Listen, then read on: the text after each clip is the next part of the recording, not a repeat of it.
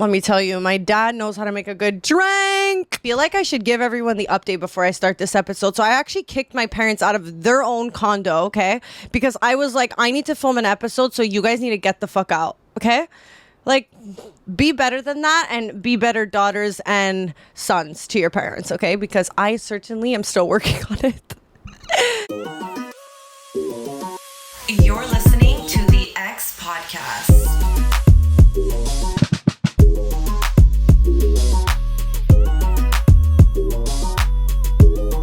The ex you keep coming back to. Welcome back to the X Podcast. We are here in Florida. We're at my parents' condo because your girl didn't buy a condo yet. And I'm just looking right now and it's looking like one camera is not angled properly. But you know what? This episode is not about perfection, okay? So listen, take what you will. It's been nice being in Florida, honestly. Like, the weather is extremely hot, which is another thing I'm worried about right now, is that these cameras are just going to turn off because of overheating, which, I mean, is very possible. But there's like a lot of things and updates in my life and, you know, thoughts on so many things in pop culture right now. So I figured let's just dive into me and you and me, and just vibe it out. By the way, if you hear an airplane in the back, birds chirping, or a golf cart roaming around, it's where people come to retire. And I'm out here like, I'm 28. Woo, my tits are out. Where's everyone? And it's like, babe, go to Miami. Guess we can start on dating, because what is this podcast ever not about dating? Okay, no, first I feel like I should tell you guys all where I'm at mentally, physically, emotionally, and then we can get into like everything else. But I don't know if anyone kind of realized, but I wanted to like stop kind of doing solo episodes, just because I feel like I've been kind of changing in who I am and things I like, enjoy, and want to do. And I think sometimes when you're kind of figuring out who you are, like, I'm 28, I don't feel the same way I did when I was younger. I feel like this has been the year that's been the most eye-opening to me, and things I want for myself and want in a partner have really changed. So I feel like we can get into that and then kind of get into dating and how that's kind of like, you know, morphed into what I'm looking for now.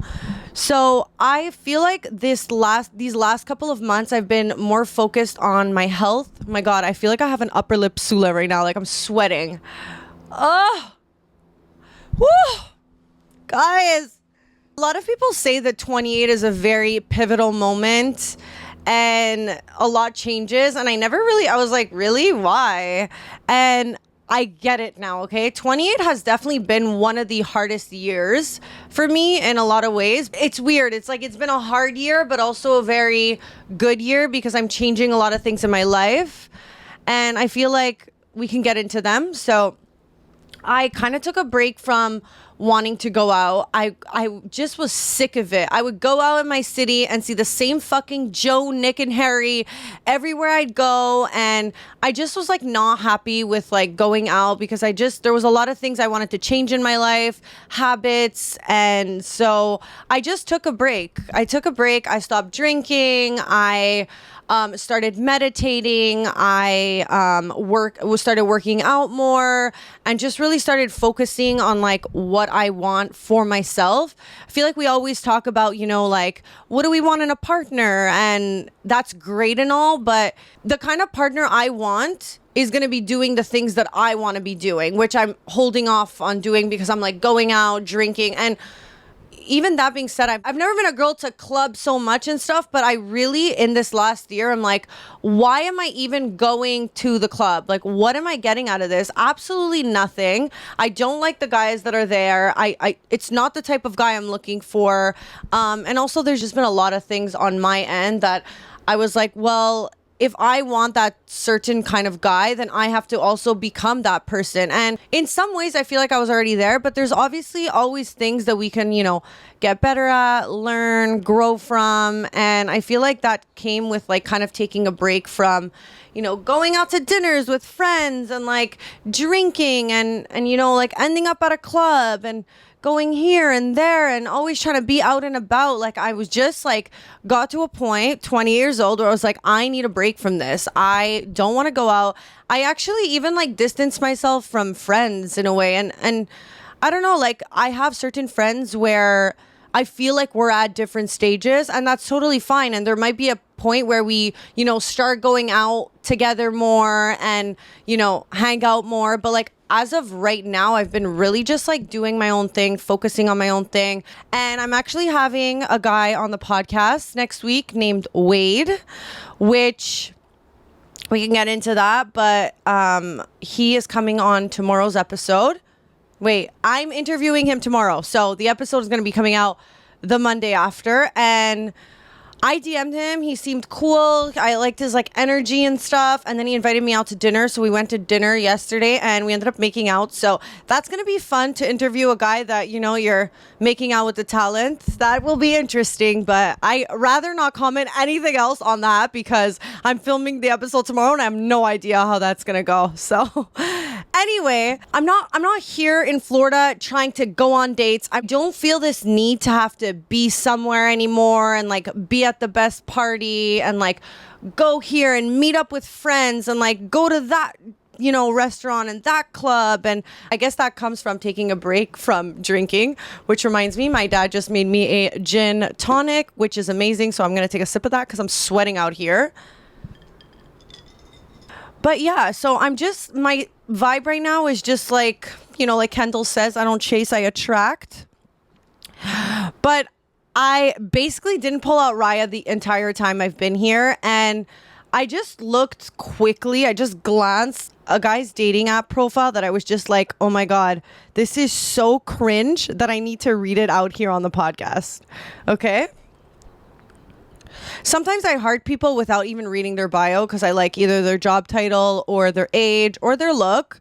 So this guy, I didn't read his bio, but let me tell you, it's crazy how now that I read the bio, I'm like, I am not entertaining this. Like, this is disgusting. So this guy on a dating app, his bio is, we'll get along if you agree that nudes are overrated. Okay, so he's dying for a nude. Like, he's just trying to be cool about it. Ew.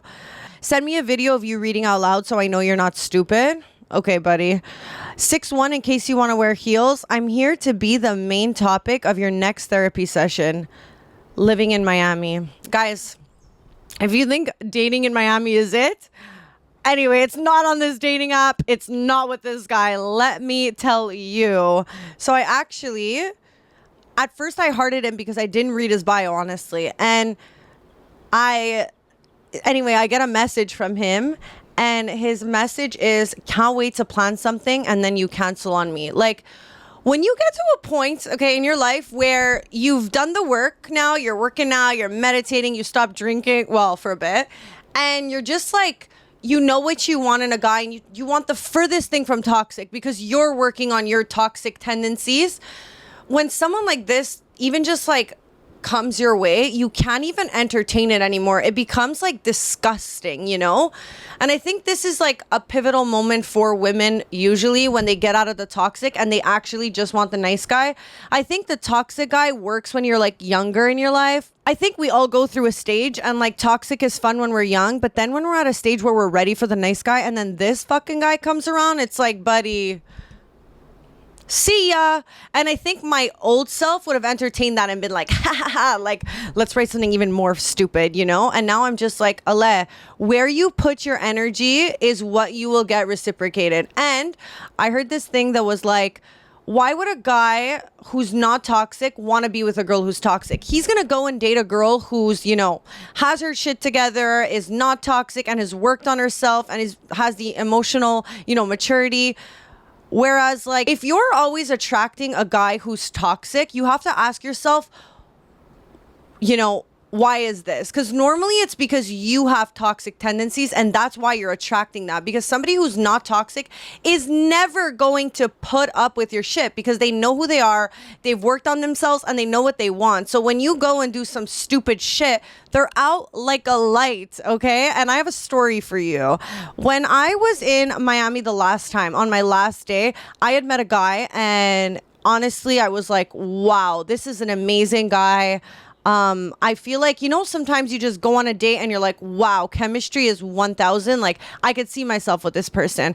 And, typical me, because when you're working on so many parts of your life, but you're not, you're still in like, it takes time, right? Because you have to kind of realize that you're being toxic, or like that you have toxic tendencies, and then you got to work through them.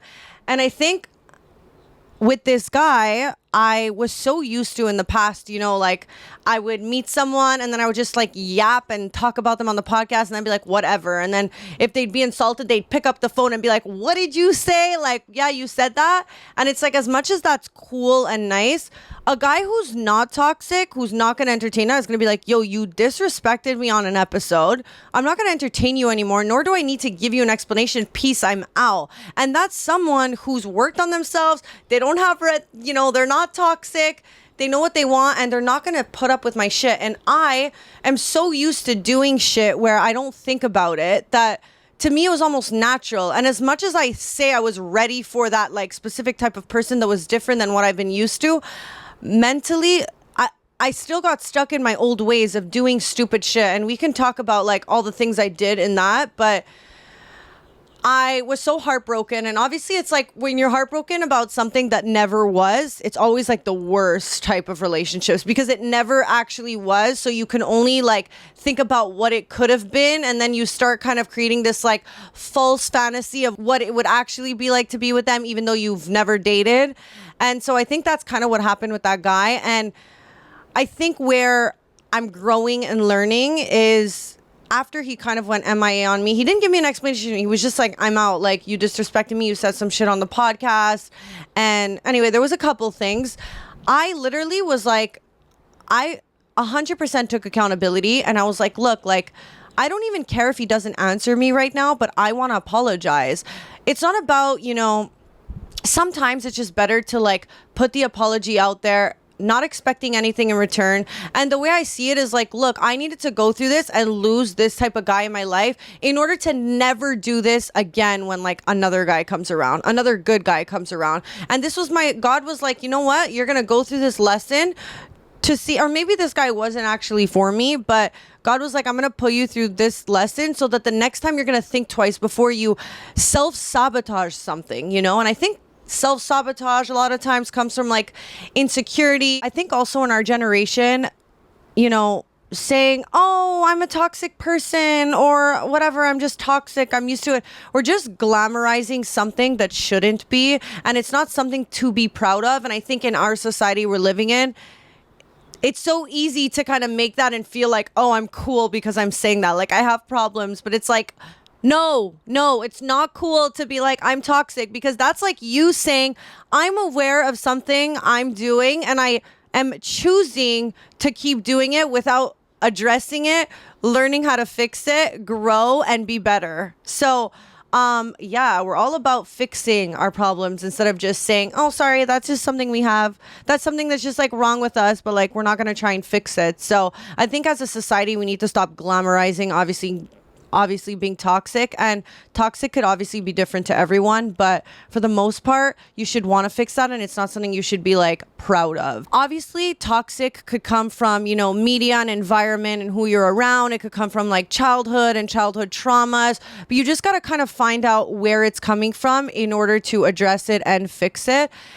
Okay, so I wrote some notes on what I think, being toxic is. And one is never taking accountability. Like the guy I was talking to, okay? I know fully I was in the wrong. And I didn't go in messaging him to be like, hoping for an answer. I knew that this could be it, and it was it. And that's fine. I learned my lesson. But you have to take accountability. And that's one thing. Like, I went in there apologizing. It wasn't like, yeah, but this, but no. I'm sorry for this. I know it was wrong. Da, da, da, da, da. There was no buts, and I did this, because when you apologize to someone, you have to take full accountability and you have to acknowledge where you went wrong. And I think a lot of people lack the ability to be self-aware enough to be like, fuck, I fucked up. No, I fucked up. Great. Let's move on and let's be better for the next and better for ourselves. If you ghost people, I think there's a part of that can be toxic, because it's kind of like, oh, I'm ghosting you because I don't feel you deserve an answer. And I think when you're like on your health journey and you want to be the best version of yourself, like you just rather not ghost someone. I think that's something I'm still even working on, because I'm easily able to just kind of be like, well, I don't owe you an explanation, I'm just gonna bounce. Like, it's just easier to do that. But I think it can be toxic, because it's almost like you're leaving the other person dry and, you know,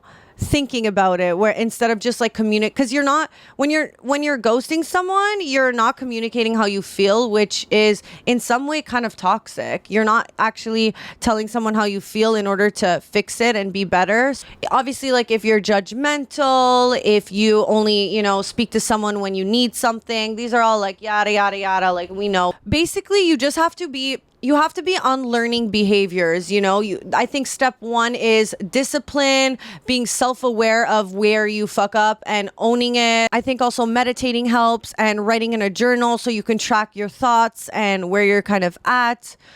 Anyway, but I think there's so much power in actually like communicating and just like owning up to stuff, because you don't want to like, you don't want to be at a stage where you always think everyone's wrong and you have no learning and no fixing to do. Because as people, as we get older, we grow, you know, and if you're always staying the same and you always think every problem and everything in your life is always on somebody else, then you have so much work to do, my dear. And I'm here to tell you I'm still working on it. I was actually talking to one of my girlfriends who was in Miami, and she's like, I don't know, like I feel like I've always wanted to live in Miami, and now that I'm here and I see like the men, they're just like all cheaters. No one wants to commit. Everyone's just trying to like, you know, make money and like fuck the next bitch. And I like, as someone who has like kind of like backed up from that life of just like wanting to be with the cool kids and like wanting to be on like a boat in Miami, I kind of realized that it's always about your environment. In anywhere you go, there's going to be people in Miami that you can hang out with that are at the beach, they're meditating, they're, you know, their group of friends is not like that, you know? And then you can see the other side of, let's say, Miami, where, you know, everyone's cheating. I think it's always about your environment. And I think you are who you, like, it is what it is. Like, you are who you surround yourself, right? So if you're around those people, you're going to think that that's what life is. But if you change your environment and take some time and do some, you know, work on yourself, you will realize that it's really just about where you put your energy and who you spend your time with. Because in everywhere you go, there's always going to be people that are more up your alley. And sometimes it could be lonely at the beginning because you find yourself distancing yourself from like even your friends. And I think that's also normal and part of life. You know, as we grow, we want different things for ourselves. And it's not to say like we need to X friends out because we're in different stages and paths in our life. That's totally fine. Like, do you?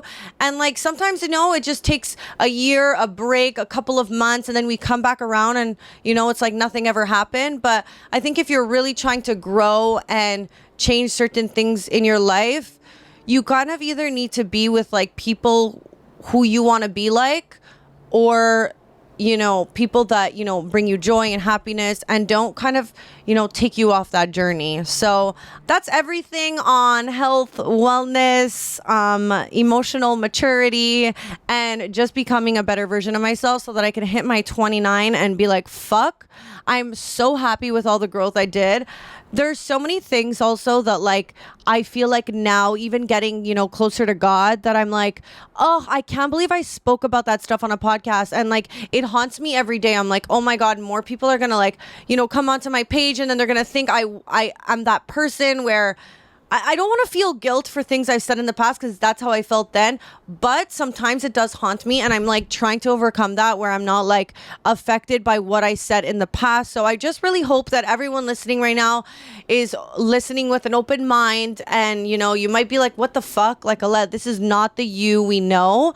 And so I really hope that, you know, anyone who's watching is, you know, not going to be like, what the fuck? And just be listening with an open heart and an open mind. But let's move on, okay? We spoke enough about me. There's a video right now circulating on the internet that's, you know, Diddy beating the shit out of Cassie. And I'm going to be honest with you, that was really, really hard to watch and so sad. Anyway, I think Diddy is a piece of shit, that's for sure, and he needs to be locked up. That's with no doubt. But I want to talk about, TMZ leaked the video, and I was actually just going through the comments, and a girl wrote this, and she still stayed. Why? She stayed with this man for 11 years. Why? What was she thinking? Woman, we all can do better. And it really, when I saw this comment, it really pissed me the fuck off. We still there in life where we're gonna blame a girl for getting sexually assaulted. Diddy fully assaulted Cassie, and we're out here blaming the girl? Are we still here in life? I can't even, it bobbles my mind how we could even write a comment like that.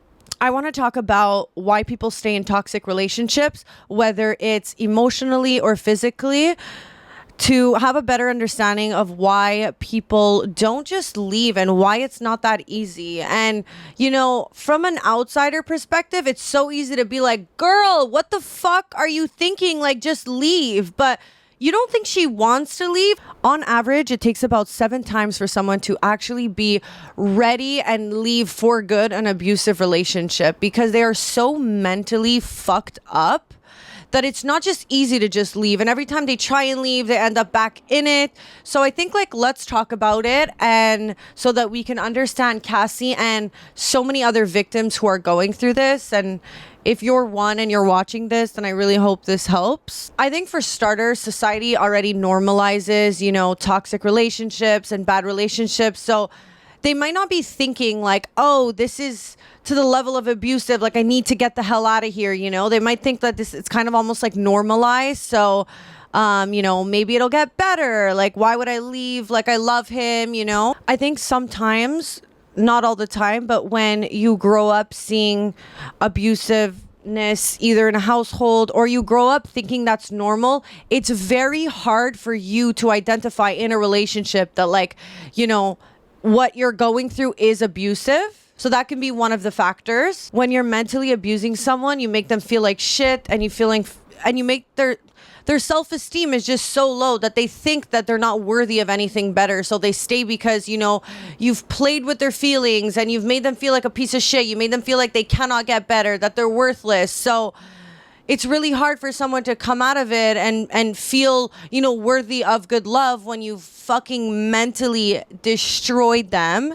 And in Diddy's case, physically too. You're not going to tell me he put his hands on her and he wasn't also emotionally fucking her up. So I think also when your self-esteem is low, you allow someone to kind of, just fuck you up. And you can have good self-esteem and then you date somebody who just tears that down from you, and it's like a roller coaster, right? Because things could be so good at times, and normally the relationship starts off so good, so you're holding on to the better version of them, so you think that it's going to get better. And normally after someone gets abused, they make up, and then you think that person is going to be so much better, they're going to get better, because it's like you go back to a honeymoon stage, right? Because it's like, I'm sorry, I'm going to change. And then they're good for a little bit until they fucking are terrible again. And that's why I think sometimes it takes somebody 7 times for them to actually fully leave someone. So when I see comments like this bitch on TMZ saying, but Cassie, why'd you say? It's like, girl, get informed.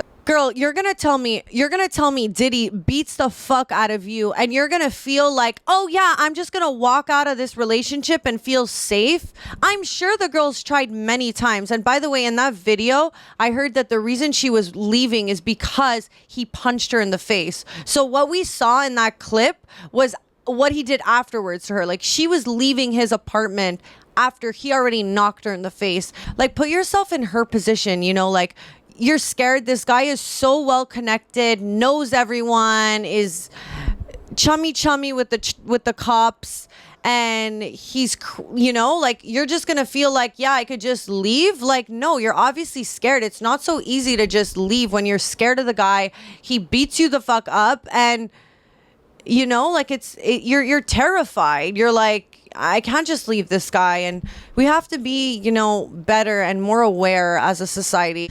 I think also, if you have a friend that's getting, abused, you never want to go into it like so aggressive, like he's beating the fuck out of you, like you need to get out, because sometimes it's too late and then they end up killing someone. But other times it's like, you need to go into it with a very understanding and like calming energy. You can't go and like tell someone, what the fuck? What are you doing with this guy? You got to be like Cassie, what you're going through is not normal. Like, you deserve a relationship that's healthy. Like, you know, because I think if you come off too strong, Cassie in that situation would have probably, you know, like just X'd out one of her friends and just stayed with him. So I think it's also the way you approach the situation, and you can't go in very like, da da da, like, how don't you see it? What the hell? Because you're not in her position. You don't know what she's going through. And I think people are more complex than that. It's not so black and white. And I think you always have to come from an understanding point. And I know how hard it is sometimes when you're watching somebody go through something and you just want to be like, I'm here to fix you. Like, he's a fucking dick. You want to lock her in a closet and be like, you can't see him. But I think it really, like, you need to be there for them, but you have to come from a very understanding place, because you have no idea what she's going through and how fucked up she is mentally from all the shit he's been spewing, you know? I think also in this situation, they kind of feel, you know, like Cassie in the situation probably feels like, maybe not now, but at the time she feels like kind of like, well, this is kind of like my man. Like, how do I control this situation? Like, she kind of feels like one with him, you know, and she feels kind of like guilt that, like, you know, it's almost like a parent who, like, a child reacts and does something. It's like, well, you kind of feel like it's on you. You kind of feel responsible for your partner's behavior. After, you know, Diddy beats the fuck out of her, he makes her feel like she's somehow to blame in this, you know, and that's also known as gaslighting and manipulating the situation. And you know, there's so much to it, but yeah, I think there's so many points to touch on. But I think for the last one, like, you know, at some point they think they're going to change, and that's why they stay. They think that, you know, this isn't going to last forever, and they have hope in them because normally probably the relationship started off good and they saw the good in them. So they're hopeful and they think that, you know, things might change, which is why they stick around. And it's very sad. And honestly, like, I just wanted to shed like awareness on this because, you know, I've been in a toxic relationship, not abusive like this, but, you know, I think a lot of people can relate in the sense of like getting in an argument with your partner. Like, even when I was with my partner, you know, and we get in arguments, we fight, I'm like grabbing my shit and he's like pulling me and he's like, no, you're not leaving, and then grabs my clothes and like knocks them down, and like just like arguments, you know. And I can't imagine to the level Cassie was in. It's just she just felt trapped. Okay, another thing I want to talk about is Kim K at the Tom Brady roast. First off, I have so much to say about this roast, and a lot of people might disagree with me, but I'm actually really annoyed at both Tom Brady and Giselle. First of all, Tom Brady putting out a statement, you know, talking about how, you know, he's not happy about, you know, how it affected his children, and how now, you know, Giselle's gonna have to explain, you know, to her kids that, you know, she fucked her jujitsu teacher, and it's not just things that, you know, anyone should know. And I think when you're taking the gig and you're making $30 million, I don't know if it was 25 or $30 million. What did Tom Brady think? He was making $30 million. Netflix was giving him $30 million for this roast. And now he's upset that like it affected his kids. And, you know, it's like, you don't get your cake and your frosting and the cherry. You don't get everything all at once. And it's just like annoying to me that obviously a roast in general is not for the soft and sensitive. And when you're agreeing, you are damn well aware that people are going to talk about your relationship with Giselle. People are going to talk about the jiu-jitsu teacher. People are going to talk about everything. That's what a roast is. So I think for Tom Brady to come out and be like, yeah, I don't really like the way it affected, you know, my children and, you know, my ex-wife. It's like, well, you should have thought of that before you took the $30 million. And you obviously, like, you knew, you had to have known that someone was going to mention something. It's a roast. Am I wrong? And I think for Giselle, like, yeah, I get where she's coming from, but also like the jokes only landed because they were already out there. So that she's mad that, you know, they're making comments about the jiu-jitsu teacher and everything. It's like, but girl, like, it was already out in the media, and you know your ex-husband is having a roast done. Did you not think it was going to be mentioned? Like, for me, it just bobbles my mind how like people have so much to say when they've accepted this. You know, I think sometimes people don't understand. It's like, you've accepted this. You didn't have to take the roast. You didn't have to take the 30 million. You did, and that's what comes with it. Can we also talk about Jlo and Ben Affleck, which Ben Affleck showed up to the roast alone? I don't think Jlo went there. And I think it's just, I don't know, like I feel like kind of embarrassed for Jlo that yet again she has another failed marriage. And I think it raises the question where we're all like, what the hell is wrong with Jlo? Like, and I know we can't blame it on the girl, but I just feel like she's been through so many relationships, marriage, and she even went out saying like she finally, she's finally back with the one, the love of her life. And it's like, it's just so embarrassing to keep going out online and saying, I finally found the love of my life, and then it doesn't work out again. It's just like at that point, don't go and flaunt your relationship and say you're in the best relationship ever and you're so happy and we rekindled things when, I don't know, like I would just think at that point I would be such a private person because I'd be like, okay, I've had some failed marriages. I'm not going to go out and talk about how amazing my relationship is, considering that we might break up again. Like, I don't know. I think sometimes it's like, keep that shit to you because it's just embarrassing at this point. I don't know. Am I crazy for saying that? I just think like she's had so many, I'm not blaming it on, J-Lo versus Ben Affleck. Obviously it takes two to tango. The relationship didn't work for both reasons, but I think it's just the fact that J-Lo goes out and she's like, I'm finally with the love of my life, and now you hear they're getting a divorce. It's just like, girl, how many times have you said that? Like, just keep your relationship out of the public eye. Don't go on interviews saying I'm with the love of my life because, it just sounds better to be like, well, we rekindled after all these years and like we're back together, It's like, I know on paper it's like nice to say that, but like, fuck, when shit hits the fan again and it's like, holy shit, keep that shit to yourself. It's embarrassing at this point. Hailey Bieber is pregnant with Justin Bieber's kid. I feel like so many people thought that their relationship was fake, and then once, Justin became a US citizen, that Hailey would be out of the picture and he'd be going back to Selena. And the reason that Hailey hasn't had babies with him yet is because he's leaving her. I feel like there's so many rumors, and now just seeing that they're having a baby together is kind of beautiful, and I hope it shuts everyone the fuck up and lets them live normally. I know that Hailey has publicly said that she's really scared about having a baby in this world and like people criticizing and all that stuff, and I can't imagine being to that level and like having to have a kid and wanting to like raise them with all the shit she has to deal with. I think like everyone just needs to let go of the Selena thing. She's happy, she's with Benny. Just allow Hailey and Justin to live their life, have a beautiful baby, have many, and I think it's just like nice to see. And I feel like in general, Hailey and Justin have been very traditional and just like getting married and, being together for a while before having a baby. And I feel like they did things very non-Hollywood, which I kind of like respect and is very Catholic of them. So I'm excited to see their baby and excited to see that process. That's going to be cute. Okay, I know I'm going all over the place, but can we talk about when you're, talking to a guy and it ends for whatever reason, whether you were dating, seeing each other, sleeping together, and all of a sudden, it doesn't work out for whatever reason, and then the friend swoops in and like starts messaging you and DMing you and trying to see you.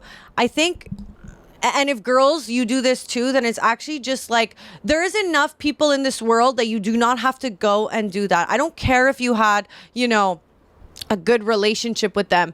Like, get out. I think like I would never do that to a friend. Like, it's just like as soon as one of my friends is talking to a guy, it's like, I don't even look at that guy anymore. Like, it's not even an option. Like, that guy to me becomes like he was X's person. Like, I could never, ever do that. Like, it's almost like they become right away like a brother or like a friend. It's just like that line just never gets crossed. And I think sometimes it gets lost with guys and we chalk it up to like, oh, well, men are pigs. Fine, fair, men are pigs and it's very different. But I also think like as a guy, if you're watching this, I don't even care if the buddy's like, haha, buddy, go for it. I think it's just like, it's a loyalty and respect thing. And there's just enough people in this world that you do not have to go after the one girl your friend was talking to. And I know the idea of it is just sexy and like, ooh, it's mysterious and it's dangerous. And like, yes, grow up, and as a girl or guy, have loyalty to your friends. And as soon as somebody is talking to someone, that person should be off the radar. You should look at them like never. That's disrespectful. Find somebody else. There's a guy online who was saying that there's always one girl that got away for a guy and no girl compares to her. And every time they like go out and go on dates, like every girl they meet, no one compares to her. And you're always comparing that person that you were with too. And I wanted to talk a little bit about that before we end the episode, because I was like, ew. Like, first off, nobody wants to be with a guy who's like comparing every single girl to, you know, the one that got away. I think it also is like lacking, you know, emotional maturity. And I feel like those are normally the relationships that never were, and it was more a fantasy of what it could be. So you just have this like perfect idea of what it would actually be like dating them, whereas like you date them and like you'd be living together and it'd be a whole other story, you know. But I hate that. I hate that like guys are even promoting that. I think, you know, like I just want to hear from the guys, like, is that a thing? Like, does everyone have that one person that got away? And if so, like, have you gotten over it, or is that something you always still think of? Because I think as women, like, or me in general, like, there's not really a guy that got away. There was a lesson learned. There was, you know, something I took out of it, something I don't want in my next thing. But I'm not like, oh, like he's the one that got away. Like, yes, I can feel that way about the guy who, you know, completely took me out of his life. But at the end of the day, like, was that meant to be for me? Like, I think what's meant to be for me and the lessons learned will take you to where you need to be. So I don't think that we should like normalize that. I think it's also shitty for like the person that you're with, like to feel like, oh, well, she's never going to be the girl that, you know, and it really is that, honestly. I think a lot of times like men, and you know, I was talking to this guy and he was saying, wow, like you're literally my ideal girl. Like you're perfect in this, and this, and this. And I like instantly started sweating. I was like, oh my God. Like I know for a guy like complimenting a girl, he can be like, oh, well, that's amazing. I'm giving her everything. I'm telling her everything she wants to know. But for me, when I'm hearing that, I'm like, oh my God, there's no room to be bad in any way, because you've set this standard for yourself of who you think I am, that I don't feel like I can walk into that path and be exactly what you think I am. Therefore, I start to feel insecure, and then I'm just like, oh my God, no. Like, do you have enough, you know, experience in relationships to know that like I'm not gonna be this person you think I am, this like perfect fairy tale? Because I think a lot of times, especially before you meet someone, you know, you have this idea of someone where it's like a false reality, because truthfully, if you dated me, there would be a million things that like, you know, aren't perfect. And I think, you know, it's scary. So I was talking to a guy who lives on Montana, and every part of me is like, all my friends are like, okay, well, Ella, you're not going to like move to Montana for a guy. And truthfully, he's just like, there was so many green check marks, and I've never met him before. He really wants me to go to Montana, and I'm at this point where I'm like, okay, I could go, but truthfully, do I want to live there? And like, he's not willing to move. So like, even if we can have this great chemistry and like I can go there and things can be amazing, like, is it really worth going if I know deep down I don't want to live there? But then again, if it's everything I want in a person, like, shouldn't I be open-minded to Montana? Like, I don't know. I'm just like, I never pictured myself as a cowgirl. Like, I can wear a hat and cowboy boots for a day or two, but like to live there, I don't know. But anyway, so we're talking, and I'm just like, you know, like, you're thinking down the line, just go to Montana, meet him, live your best life, you know, see where things go. I don't think too much, but like I can't help but like think of those things, you know? It's like, well, if I don't want to live in Montana, then why am I even entertaining this? But then it's like, of a lot of guys I spoke to right now, like, this is a very, very good candidate. He's super nice. He's smart with his money. He, you know, there's a lot of things that are just like check mark, check mark, check mark. He doesn't feel like he needs to be anyone he's not. It's just like, I'll say stupid shit and he'll just be like, no, like he knows how to like handle me, which I think is really hot and nice. But he lives in Montana. You know, do I want to live in the fucking forest with the deers and the peacocks? Anyway, so he's like telling me how like, wow, I'm like, he's like kind of like ready and he hasn't met me, and maybe that's a red flag, but like he's just at a point where he's like, I'm looking for my wife and like you check a lot of the boxes, come to Montana, let's see things through. And I'm like, yeah, but do we need to live in Montana? Like I'm already asking him wild shit, and he's like, well, no, we can live there for 6 months. And I'm like, and he's like, you could choose the other you could choose where we live the other 6 months. And I'm like, okay, can it be Florida? And he's like, no, it's still gotta be in like it can't be there. And I'm like, oh fuck, like I don't know. Anyway, so I said to him when he was telling me like how perfect I am and how like I'm exactly what he wants, I was like, I just don't want you to like create this false reality of what and who I am. It's almost like, you know, I'm perfect, especially even before meeting me. So I feel like the expectations and what I need to be is so high when I'm the furthest thing from perfect, you know, so much pressure. Does that make sense? And so, woo. And so I just wanted to like say that out loud. I don't know if this is me just being insecure and being like, but it's true. I think if you're a guy listening, like, yeah, we want to hear how perfect we are, but also like we've never met. So like tone it down. And also like, I don't know. I don't know if it's like, I don't know. I don't know what my thoughts are on that. And like, I probably shouldn't even be speaking about this, but here we go again. But you know what? It's okay. If you guys see me in Montana, no, you didn't. Now you know.